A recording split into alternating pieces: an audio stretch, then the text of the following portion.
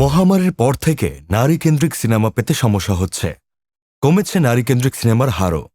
সম্প্রতি এমনটি দাবি করেছেন বলিউড অভিনেত্রী বিদ্যা বালান, যাকে একটা সময় একাধিক নারীকেন্দ্রিক সিনেমার মুখ্য ভূমিকায় দেখা গেছে।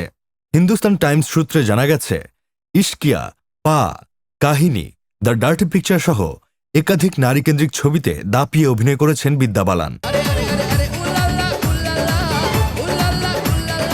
কেড়েছেন সিনেমা প্রেমীদের নজর।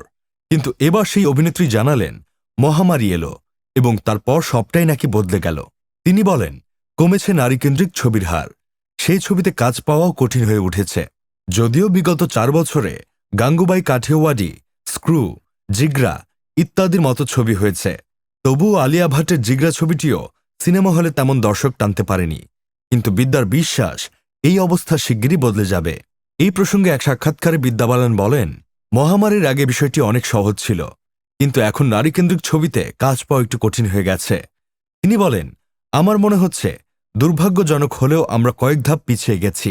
2008 সালে আমি যখন ইশকিয়া করি, তখন তেমনভাবে কোনো নারীকেন্দ্রিক ছবি হয়নি, এক ব্ল্যাক ছাড়া। তারপর ধীরে ধীরে ছবিটা বদলালো। বিদ্যা বালান বলেন, নারীকেন্দ্রিক ছবি তৈরি হতে শুরু করে, তো ব্যবসাও করছিল ছবিগুলো। কিন্তু এখন আর সহজ নয় বিষয়টা। যদিও আমার বিশ্বাস এটা একটা ফেজ মাত্র, সময় আজ না হলে কাল বদলে যাবেই। নারীকেন্দ্রিক যে গল্পগুলো আমরা বলতে চাই, আবার বলতে পারব।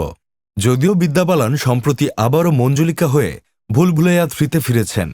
বক্স অফিসে সেই ছবিটি চুটিয়ে ব্যবসাও করেছে।